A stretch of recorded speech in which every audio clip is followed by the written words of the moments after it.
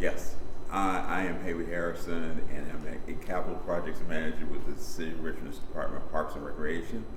I think my role in the removal of monuments project was just to support the department and support the city in addressing any concerns that the Urban Design Committee and Planning Commission might have in that whole process of how we went about removing the statues and any design concerns and that sort of thing.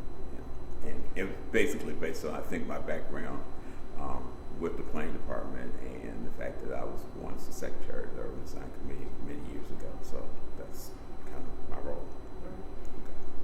And my job was sort of to communicate to all those from urban design, planning, architectural commission that we went to, and also council, what we were trying to accomplish with the legislation that they had before them to remove. And part of it that got sort of missed is that we never did the legislation to remove the top or the pedestal. And the way that the state law is that it was all one piece, so you couldn't do one without the other.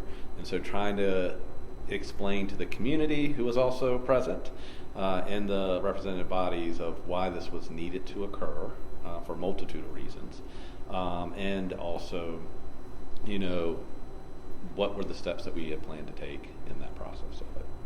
And your name? And my name is Chris Frelke. I am the Director of Parks and Recreation and Community Facilities. Thanks, Chris. Yeah, and I'm Ryan Rinn. I'm on the capital projects team with Parks, Recreation, and Community Facilities. Like these gentlemen, I was in the background, going out to each of the sites, documenting it photographically, looking at our GIS layers, what we had there, who was around it, what landed inside and outside of different jurisdictions based on the bodies that needed to review each one of these sites and make decisions on removing pedestals and upholding the removal of monuments. So a lot of research, and then trying to work with Heywood and Chris to carefully craft a narrative that was extremely direct, extremely honest, and very matter of fact about the why we were going about this process and why these monuments that were in the asset list of our department needed to be decommissioned in the way that we were approaching it.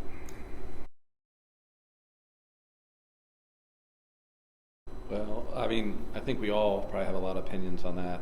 I know when I moved here in 2017 and was coming to work on my first day of work, I took Monument Avenue into work and was shocked to see what I drove down on my way to work. And to me, it was not something I was proud or representative that the city had something still like this standing. And it was 2017 and we still had things like that. So for me, and then to hear stories from staff that lived before 195 was built and lived in the Randolph neighborhood but went to Maggie Walker High School and had to go around Monument Avenue to go to school, even though we all know Lombardi was the direct route. And then as we dug into the history of what Ryan really did and all the different things in Heywood and all the deep dive on that and how atrocious those things were, I was thrilled to be part of help taking them down, whatever we needed to do on that. But they were symbols of hate that needed to be removed as simple as possible. And someone else had said at one point, and that's how I've explained it to a lot of people, is you do not see Nazi Germany, things up from that period that stayed. The Germans realized that was a horrible period of when they had people in their country do something, and those elements were all removed, and there's other ways that you can teach history about that. I came about it. It's a pretty unique perspective from these two. I'm a native Richmonder, and so I've always seen the monuments along. I'd always seen them, but paid very little attention to it. And everyone knows how we were not really taught anything about it in school, like you would think you taught about Confederate monuments. During the period when we were contemplating taking them down, it was really interesting for me to learn more about why these monuments were erected to begin with in the period, and as Chris said, they were just done just to as an opposition or to show people of color that we're superior and we're going to erect these monuments. It was all during the Jim Crow period, and these are things that kids are not being taught. And it was really interesting. I had never actually walked up to the Lee Monument, for instance, until 2020, until after all the graffiti was all on the monument, and it was pretty emotional because it was like seeing the condition of the monument and seeing how people really responded to that monument itself.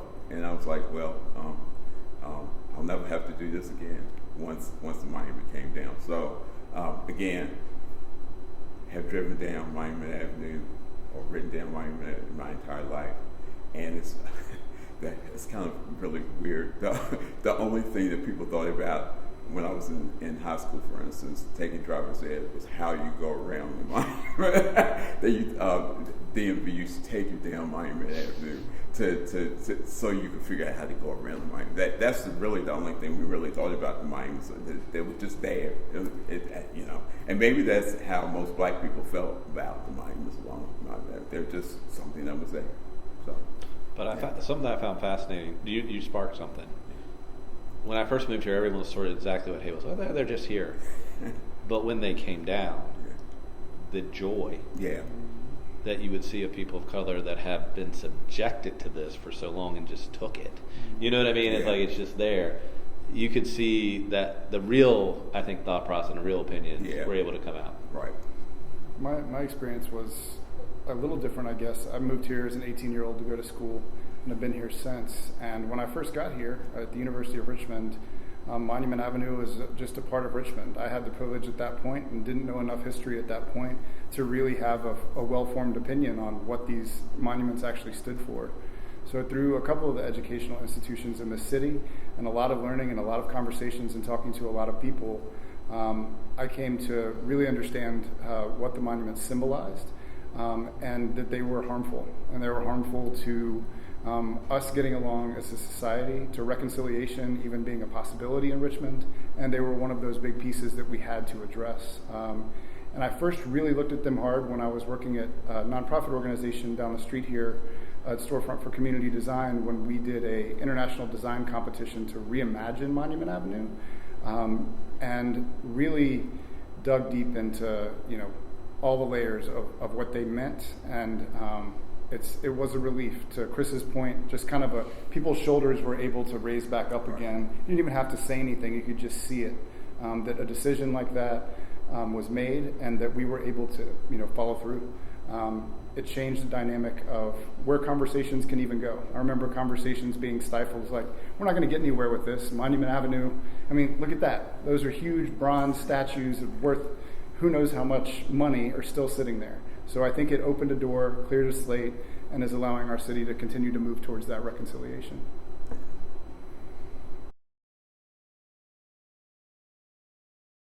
I'll let you guys go first. I think the reason we got involved in it at all is because, for some reason, the city believed that where a lot of these statues were located, well, in some cases it is true, it was on property that the Parks Department managed. Monument Avenue is a little different, but since I think, I guess the decision from the administration is, well, if you're going to do the ones that may be in, Bird Park or in some other, or Monroe Park, then we'll just give them all of the statues are ours, so, or we manage. But and I also found out at the time that a lot of the statues were actually on our inventory list. Mm-hmm. So they belong to us, whether we knew it or not. So I think that's really how we got involved in it. And so it's like, somebody's got to do it. So we'll let Parks and Recreation staff do it. So and Chris assigned both Ryan and I to do it. So there you go. Mm-hmm. And some of the background research that was just needed to be done. So it was obviously a very big decision that our mayor made, and we wanted to make sure that we were doing the work on the administrative side to cross all our T's and dot all of our I's, to go through all of the processes that are required by the code of the city of Richmond and by our ordinances, to make sure that all of the public bodies and appointed commissions that needed to review this were able to do so, and to provide information that would allow them to make an honest assessment and review of what each of these things not only symbolized and stood for, but how it impacted the city, and how we as a department could take this through a public process to allow for people to learn and ultimately make the decision that we made to be able to get rid of them. Yeah, and I think the simple answer, and Heywood sort of did it, is that they are the Department of Parks and Recreation's asset. Yeah. And so we were then the department responsible for addressing the asset and doing the things from that piece. How it became our asset, I have no idea. Yeah. But it was just that's how you sort of do things in the city, is that whoever is owner of it has to then figure out the process. And so then these two gentlemen really did the heavy lift of doing all the procedural work to get it done. I think the first thing in the procedure was, so some of the monuments fell within the city old and historic districts, which are designated zones by the city that is reviewed by the Commission of Architectural Review. So for each one of those monuments that fell within a city old and historic district, there is a process that has to go through a location, character, and extent, and historical context review with a commission that is appointed by city council and overseen in the planning department. So our first step was going through that commission and noting the context, noting the background of Monument Avenue as a throughway and a road, the architectural significance of the homes on Monument Avenue, and being able to lay out how these monuments fit within that context, and prove that with their removal, we weren't going to negatively impact the historic character of some of the older houses along Monument Avenue that were there. So that was the first step, and it went from there to the Urban Design Committee, which looks at just location, character, and extent. When you're changing location, character, and extent of a public place, that's the body that reviews those. So we had to build a case for that as well. And from there, it went to the Planning Commission, where again, it was looking at location, character, and extent, and the background from the Commission of Architectural Review, and then they were looking at both of those decisions that each of those bodies made to make their decision, and then they passed that on to City Council. It was a very quick run through, but You have anything else? Now, but interestingly enough, most of these statues were located in old and historic districts, or that areas that are governed by the Commission on Architectural Review. So anytime you make any changes to any architectural feature in any of these areas, that's the reason why I had to go through their procedures and their review. So we were talking about, or you might have got at the beginning of the cameras, that some of this stuff would start to come back to us because we've tried to, I think, there was a lot of, I think, for all of us going through this, trauma is probably the best way, because of some of the things that we lived through during that. One thing that we didn't sort of highlight, but we were very involved, and there were some other people involved in it, is when the monuments came down, especially the ones that were more life-size, they were being taken down by individuals. And that's happened a lot nationally. That is not new to Richmond. Richmond was just a little bit slower than some other municipalities in the country that have done that. But we would then have to go get those and figure out what to do with them, on that process. And we had to hide them because there were people that showed up to our offices demanding to see them. Yep. And these were not kind people. And so we had those type of threats. I mean, I can't tell you how many nasty emails or what people called me via email during this process of when these came down on that, and the threats we received, or at least I received, at that point. And so those are the type of things that we also lived through during that process, being the agency that everyone knew we were the owners. And also during that process, we had to, and I remember, and he may not know this, but Heywood gave me more strength to answer those questions, because I would look at his face as people would say some of the most insulting things and comments in the way of progressiveness, you know what I mean, or whatever they thought. And it's like, do you realize how insulting you are to people as you make these comments? The other thing that we saw that is sometimes a little disappointing was council was great, but going through a lot of these other boards did not err on the right side of history. Like if you look at the voting records, most of them decided not to vote. Yeah, that's true. Yeah, they just they abstained. They didn't want they didn't want to be part of the process. It's like because they were worried about the same threats that Chris was talking about. And this has been, even when we did that design competition I talked about, my staff was terrified because we had bags full of sand with KKK flyers thrown at our front doors, and we'd show up with different threats, even just talking about changing Monument Avenue. So that carried right through this process. Our director took the brunt of it. But it's one of those things that does bring some actual fear, and that traumatic experience is there for sure. Let me be real clear. I was not afraid or fearful of any of that, but the one thing that did make me the most fearful is people trying to take down monuments that could kill them. Mm-hmm.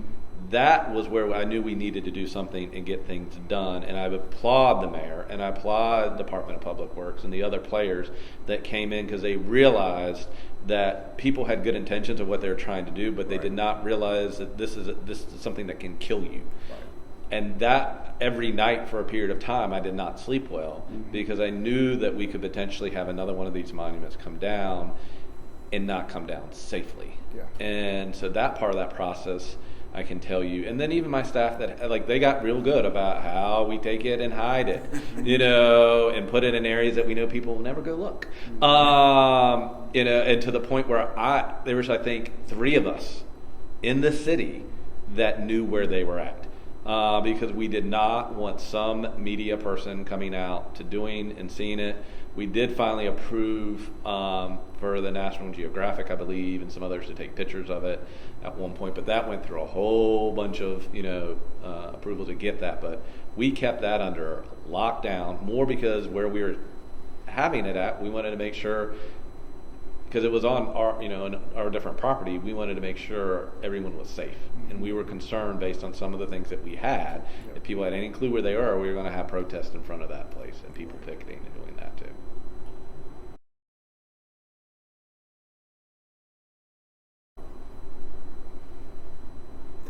I think when we had to sit in any of the meetings, either the Commission on Architecture Review or the Design Committee, and listening to the communication, the conversation of the people that were either opposed or mostly opposed. I don't know if it was difficult. Well, it was difficult listening to some people's opinions, I think. We were just glad when it was over with. Sometimes it just seemed to go on ad nauseum. It's like people, it was hard to believe that some people had the opinions they had. It was hard to believe that people did not understand why the monuments or components thereof were still going to be offensive to people. We didn't need to leave any of it there. We need to get rid of it all.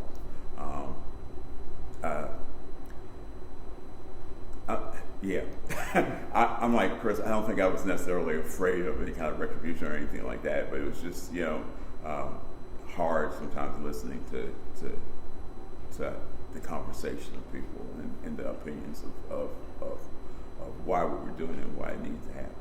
That's about it. It was sort of sad when a representative on the very conservative was speaking in favor of what we were trying to do, and we had people that you thought had the principles that were the right values of our city that were fighting us tooth and nail.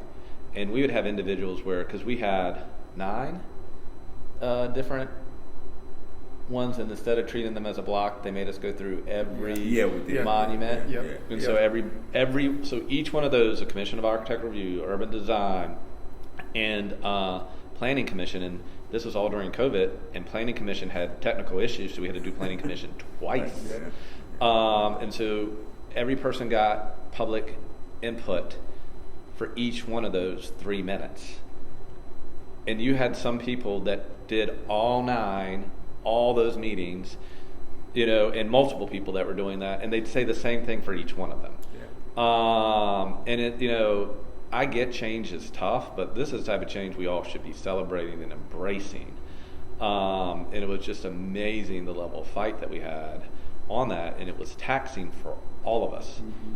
And it was taxing even though, because these gentlemen did the bulk. Like, I learned a lot. They educated me so I could speak articulately about it. But they did the heavy lift, and they learned all the deep horrors of it, firsthand of seeing it. And so to hear someone say, well, it's beauty, it's art, it's not, it's hate, period. Now, when you're in a public meeting, you have to be a little bit more, the word choices, if you go back and listen, I was probably a lot more professional than what I am right now. But I'm also not directing any of these comments towards one person. Yeah. But it was very challenging. And I remember, I have a very good friend who's a person of color. And I called her during this one period of time because it was tough. Like, it's just sort of like, what's this white guy doing, like, trying to do this different pieces? And I said that to her. And I was like, I sometimes realize if I'm the right voice. And she said, you're 100% the right voice. Mm-hmm. Because when you say those difficult things, people will take that more factual and not emotional.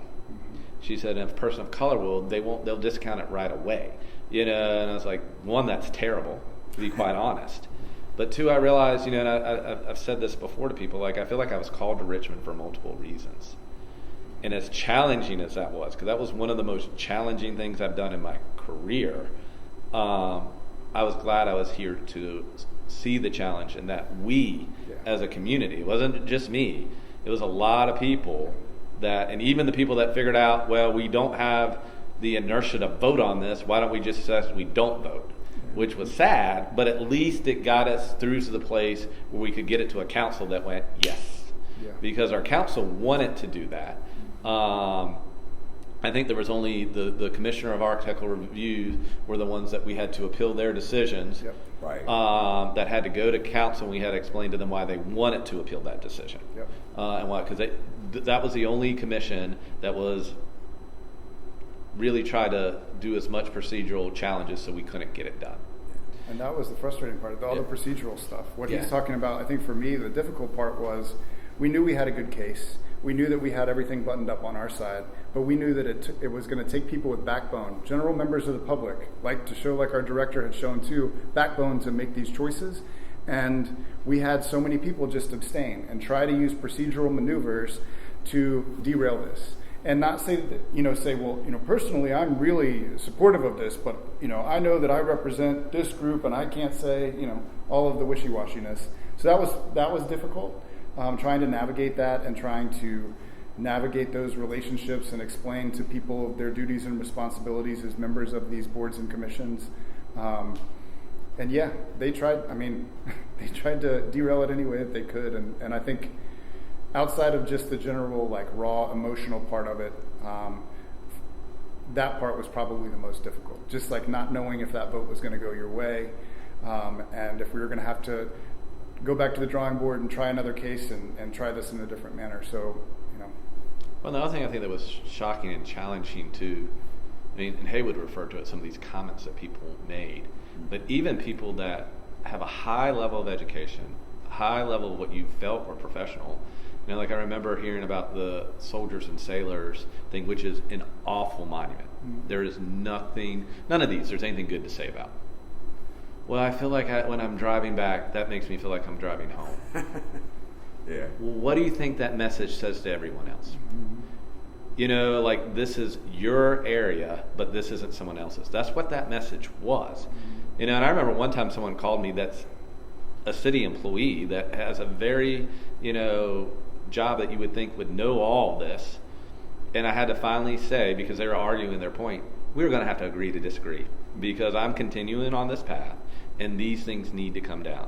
There's no historical merit to this. There is no things that if this is in your neighborhood, okay, but I realized the people's privilege and how they didn't even understand how privileged they were.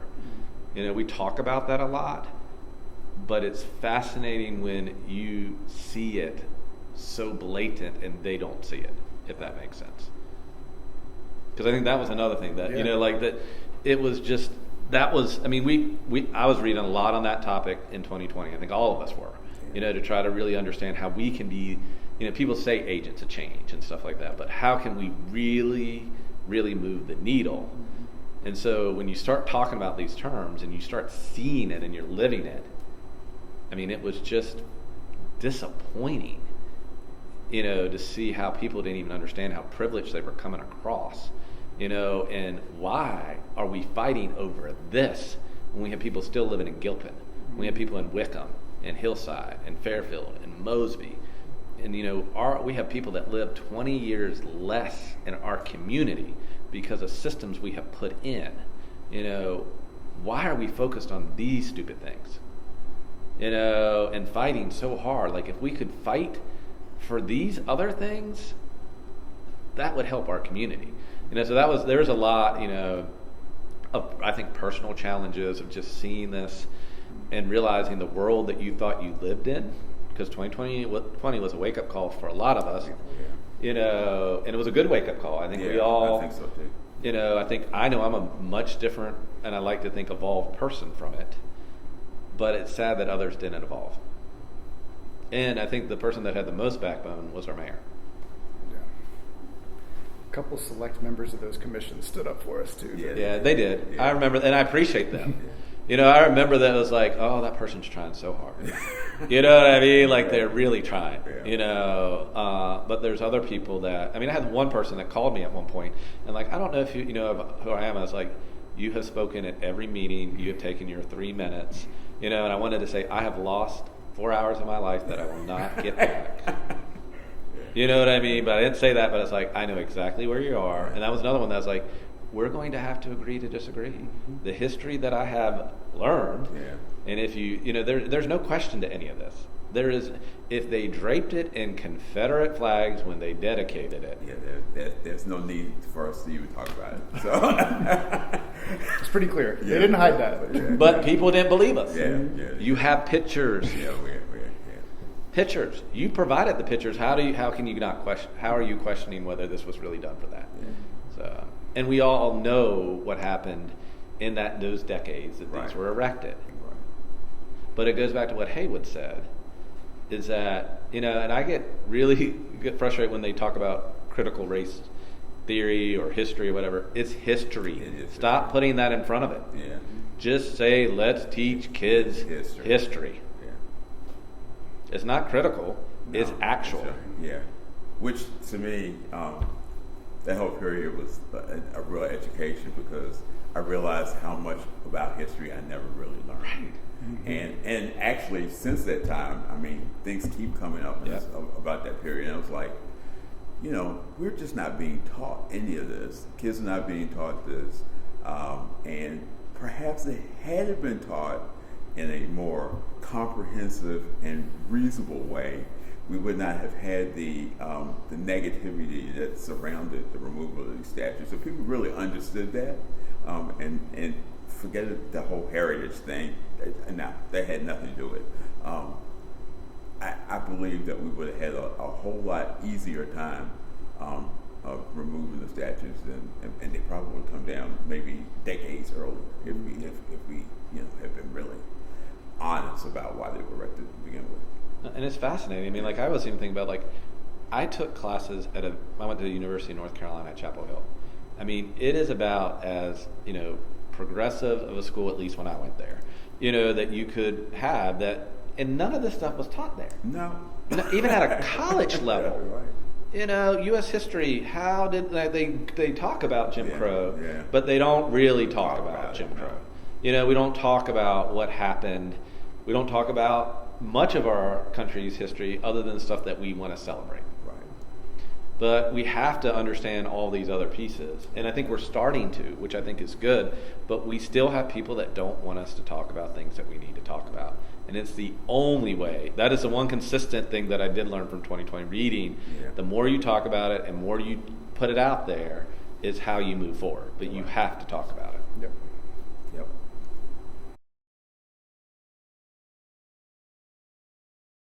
No. Glenn Lewis, I don't know if you've interviewed him yet, but I know I had given his name. He'd be another good person because he's the guy that moved all the statues. Okay. He did all that, and he worked with Jeannie on cataloging and doing that from our point.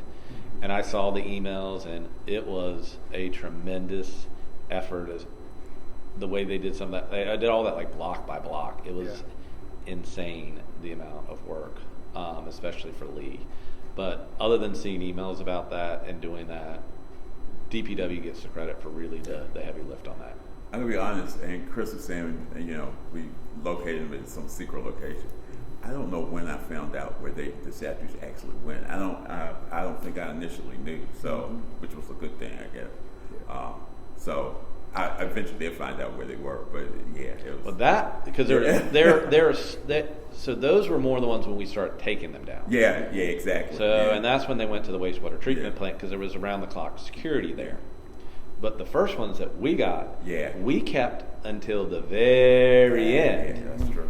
So, and I was shocked, honestly, that if those who knew, because there might be people that figured out, nobody said anything to anyone anywhere. Yeah. No media outlet ever figured it out. Yeah. No one ever shared it. I think we all knew that we're not, like, because someone had to see beyond the 2 or 3 people us putting it in there. Mm-hmm. Right.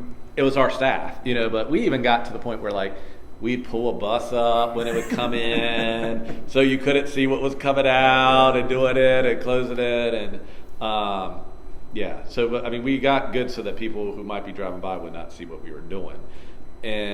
But I always was like, gosh, I hope someone doesn't say that because this is going to be a nightmare for the spot that it was at. And I can say now it was at our headquarters is where we had all the stuff at. And we have that fenced in, it's locked. And we had them in like these very strong shipping containers, so it's almost impossible to break into. So I think probably the Columbus was one of them, and there was another Jeff one. Davis. Jeff Davis. They took that one down. Yeah. So they would have to be kind of small for so we could be but the major ones, they didn't come down until there was actually an official and a contractor came in to take those down. So at that point, that's when they all went over to the wastewater treatment site to be stored. So yeah. And Glenn can give you blow by blow because I mean he worked with Siebert Towing. That's who came in because the biggest thing that worried me about Columbus, because they were like, oh, this is so funny. I was like, yeah, but do you realize if you rip the liner in Fountain Lake, we no longer have Fountain Lake. Like it's gone. Well, not that it is a multi-million-dollar repair you just caused. So that there was a lot of those type of things that were happening too. So like when we pulled that out, we're like, but vehicles have driven into Fountain Lake too. So it's not the first time something has gone in there, and luckily. That's where I jokingly would say, and this is where people may not find this funny, but we hadn't dredged that lake in a long, long time, and that might have been a good thing because there was so much just silt on that anything that fell on it sort of protects the liner. It gave it a little bit of a cushion. Yes. One other thing with the numbering and all of that, just as part of our preparation process to go to our Commission of Architectural Review specifically, we did have other local consultants kind of advising us. So Paul DiPasquale, who did a couple of other famous statues in the Richmond region, including Arthur Ashe, who's still on Monument, was a consultant for us to talk about how he went about the process of erecting that monument and what he would advise in terms of removing pieces, how it would come down, how it would be most accurate, how it was likely connected, et cetera, et cetera. So we had some background research and some insight on maybe how these things might be able to be pulled apart, but it wasn't until Glenn and the rest of the guys that he was working with really got out there in the field and started doing it that all those things came together. And I think the one key thing to remember too is, we brought up Lee, but we didn't really have anything to do with Lee. No. That was state-owned. And because people would be like, well, why haven't you done anything with Lee? That's on the state. Mm-hmm. That is state property. It's a whole different thing going on with that piece, and I'm glad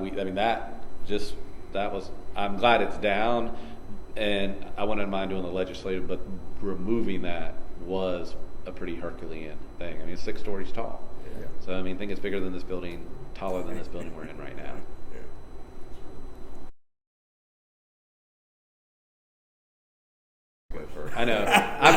of ideas, but yeah, I mean, I want to let them speak first. I have lots of ideas as well. I think it's a great thing about working at Parks and Recreation is that we see people's connection to the land, and then back into different histories and stories and narratives they want to tell. I think there are a lot of interesting ways that we can use technology. There's a couple of things that are happening around town now where you can go and see what things used to look like with your VR headset. So I think there's an opportunity to be able to state what happened here, be honest about what happened here, and then also have that be in a setting where it can be reflective and can start conversations so that the past isn't our limitation and that it's just part of the prompt for our future. And I think that parks are wonderful spaces for those conversations. It's one of the cross-sectional spaces, third spaces you really see in our city. And so I think we do serve as an important department, and maintaining these spaces that are welcoming for everybody and also serve as a place to start conversations. And they certainly are. They help with tourism. They help with economic development. For any visitors that come to Richmond or anywhere for that matter, people are always interested in finding about the community and the history of the community. And I think we have a great asset with our parks and public spaces. And we need to do everything we can to tell that story, regardless of what this story is, if it's negative, if it's positive, how people contributed to the community. We need to continue to tell that story so that people will really understand how why we are what we are today. So again, the assets that we manage, the parks and the open spaces that we manage, I think is a good vehicle for that. I think one thing too, we always forget about this is Native American land. Mm-hmm. Right. We really forget that we don't ever talk about that history somehow here. Yeah, we miss that a lot. Yeah. And that's a very important a portion of this area. We just don't talk about it that much. Because the other stuff was so much. Yeah. And there's so much about what happened here. There's so many things though too with Richmond that I find fascinating, especially not growing up here. Right. That the park infrastructure is one of the more impressive ones for the era that it was built in. You look at Cutshaw, who was a former Confederate, who came in and built some of the most impressive buildings, from even the where the Black History Museum is now. That armory to the armory that they built. Right. There was a lot of this stuff, but they still did some fascinating work. Richmond was the first to be part of the playground movement, one of those that was part of an answer to the Industrial Revolution, making sure that kids, and they were at that point made sure that kids of all colors, had access to sort of things, the way they thought about some of that stuff. They were always, it was interesting how Richmond is. What I find fascinating is that we're starting our master plan right now. And I would say a large majority of everyone who's on our steering committee, when we polled them, what do they love about parks, is the inclusivity of the parks. Mm-hmm. When they go into a park, it looks like the community that they live in, where so often everything we go to does not. The restaurants we eat at, where we shop, where we pray, where we do all those different things, that doesn't look like our community when we're there. And so how do we do that? Parks. Mm-hmm. Parks looks like your community. I love for people to go down to Teapot and be on that bridge, and you see every different element of the city there. Mm-hmm. And to me, that's when we're doing it well. Right. When we have a park that has everybody in it that lives in that community, they feel safe to it, they love it, it is their park. And so that came up yesterday, and I love that, because it is what a director of Parks and Recreation wants to hear, that everybody on that steering committee feels like their parks are inclusive and their parks represent everybody who lives in their community. Mm-hmm. How we then help everybody else get together, we've got to think about more of that. Right. There's a concept of social capital, and we need to build that social capital where we bring our community together. And we're the department, one of the last bastions that does that. Mm-hmm. And so we have to be very intentional that when we bring people together in spaces, we also look at the opportunity to really be authentic on how we bring people together.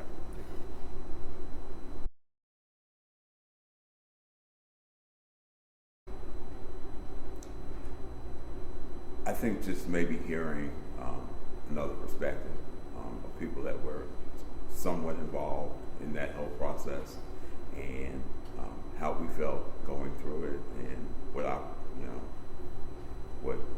what we did in order to promote it and to get us through it. I think in some ways we're a part of history as well, and probably a part of history that might go untold if no one asks. So thanks for asking, I guess. I second that. Yeah. And it's never too late to do the right thing, and no matter how hard it is, there are other people who are with you, and the support of the citizens of the city of Richmond, of the elected leadership of the city, of our departmental leadership, doing what everybody in lockstep of, we know what the right thing to do here is. We're going to figure out how to do it, and just sticking with it.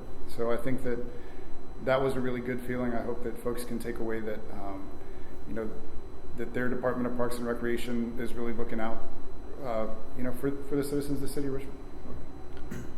One big thing is elections matter, and they have impacts. We didn't highlight that in 2017 and then in 2019, there was a sea change election here in Virginia. By changing over the General Assembly here and having a governor in place, allowed for state law to change so that these could come down. Right. It was illegal to do that, and there was no way to do it anyhow, so the municipality's hands were tied. July 1, 2020, unbeknownst to anyone that everything was going to go the way that it did, that's when the General Assembly allowed for that to legally take down, and that is the day we took it all down. So I think those are the things to sort of think about. One, that elections really do, and when you vote and you want change and you want things to happen, you have people in place. We had a mayor that was supportive of it. We had a General Assembly, and we had a council that all made sure that happens. And also, listening to this whole thing, that we have processes in place that can sometimes be very challenging for all of us. But those processes, as cumbersome as they can be, work. And there's a reason why, as an institution of government, we have rules of law and we have things that we have to follow by to make sure everything does work. But those guardrails is what eventually gets us to the right place as a democracy. Right. Are we there? No. But at least we have some of these parameters where we can do that. And as tiring as all those people who spoke in this country, they had the right to speak. Yeah, they do. And so they can. I was sad that the people that really needed to be heard never use those venues. And I think those of us as public servants have to figure out how we better make that more of an opportunity, or understand that people have to feed themselves and get to work, so it's hard to always engage. So but how do we do that piece? But we do have the systems that sort of make this great, as hard as it is for us in that place. But I think that is really what key takeaway. And the last thing is that people always say to me, and this is just sort of end on humor, being the director of Parks and Recreation, that's got to be so much fun. Some days it's really fun. Some days it's not. But you always get the opportunity to hopefully do the right thing and move your community forward. But there's a lot of times we're like, that's got to be such a fun job. I was like, well, I don't know if I would define everything we do as fun. And it's a hard job. But this team too, they made this a very easy lift for us to lift, procedurally. And so I think we all, and Mr. Lewis, because I know I've given his name at one point too, he needs a lot of credit too, because he was dealing with all the just insanity of the stuff coming down and trying to get it out safely and doing all that. So anyhow, but I do think that, it was definitely bigger than us too. You know what I mean? It was all the other departments that helped to get us to this level. So I think that's the other thing is just, so often this city gets not always the best, media or the best attention. Well, actually, nationally and outside of here, we do great. It's just more locally. But this showed really how the city does work well. We did everything. We got everything done, and can be proud of. I think it was a process that we could have really blown pretty easily. But I think as a team, we worked together, and with the help of other city agencies Yeah. and agencies and other personnel in the city, and of course our administration as well. We were successful. So that I think that's a good thing. And I mean, I can say for me, these two individuals were extremely supportive as we went through it. But other directors, as they saw me talk to these groups, were sending me texts like, keep it up, you got it, keep going. Because they could see I was just getting like questions that were not like, I mean, they were just, people did not want change. Yeah. And I had to be just persistent and give the same response over and over and over.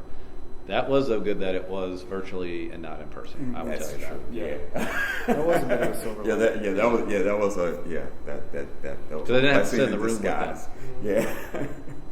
So because I don't have a poker face. Oh, I don't either. Luckily, Chris was the one who had to be on camera for all this. Heywood and I got to sit off camera, keep Better over encouraging here. him, Yeah. encouraging him. You got this. You're doing great. But he's the one who had to actually, put his face on camera, speak to everybody, and continue to defend the process that we were undertaking.